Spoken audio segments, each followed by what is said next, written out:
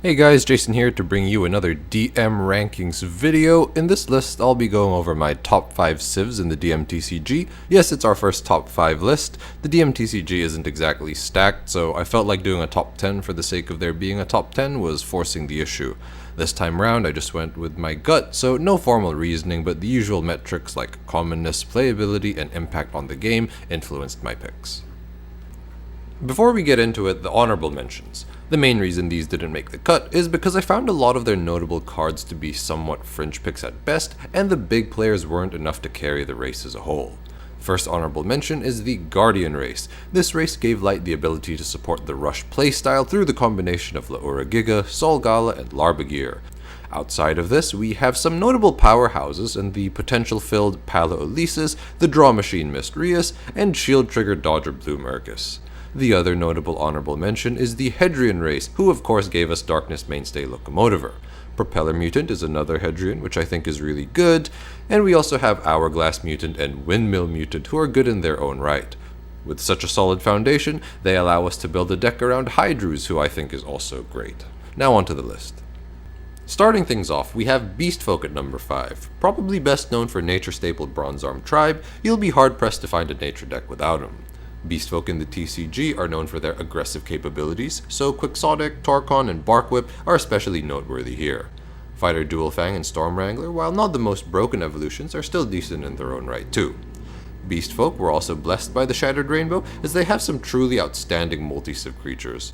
On the fire side, Windaxe acts as great anti-blocker technology and is a favorite in Bombazar decks, while Gaunta can slot himself into just about any aggressive deck featuring the civs.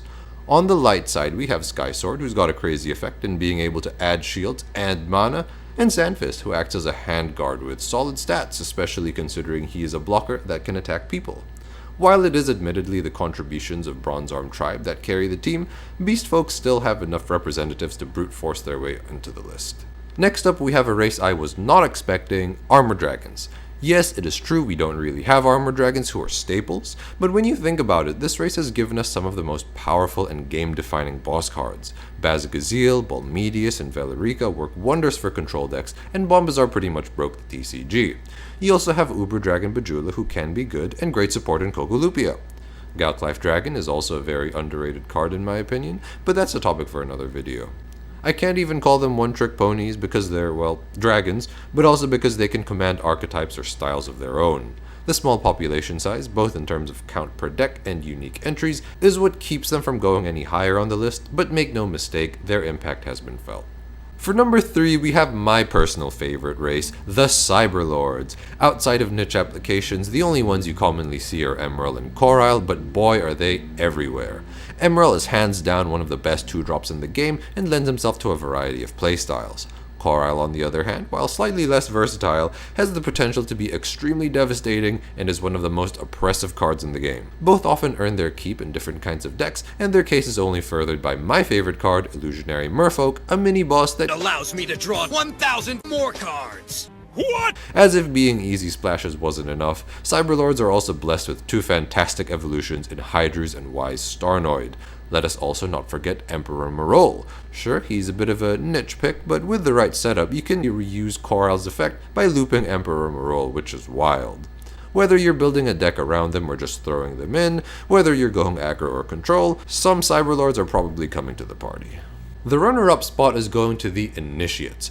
Now, as far as plain Initiates go, Magrus is the clear standout in being a solid draw option that isn't part of the Water Civ. He can also be paired with Sarius should you require blockers or the desire to evolve. For evolutions, Craze Valkyrie is in my view the best utility attacker in the game, having the ability to gain board control and close out games depending on what the situation needs.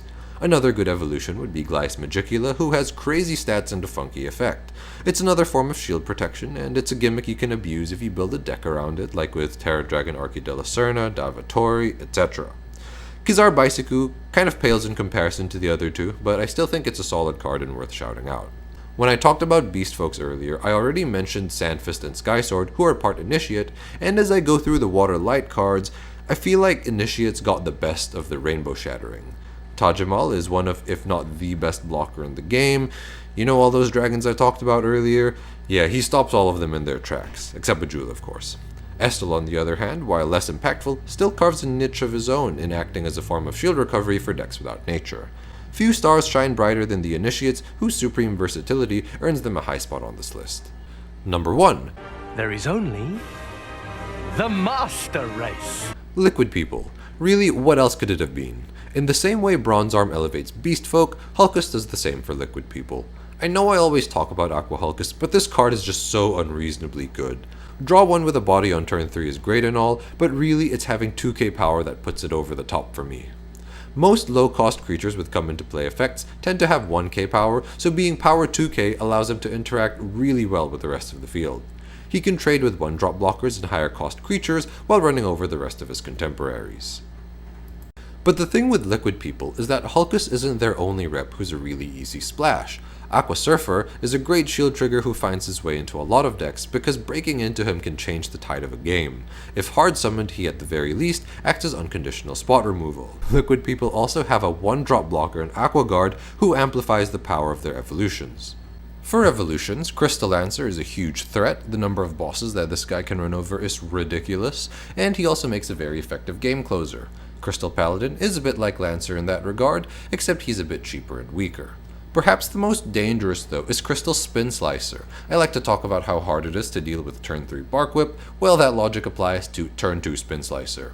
And then there are the rainbow ones I covered in the last entry, plus Melnia, who is essentially a cheap Terror Pit with a body. For being endowed with the almighty Aqua Hulkus and their ability to excel in their own deck or as supporting players, Liquid People rightfully claim the title of Master Race.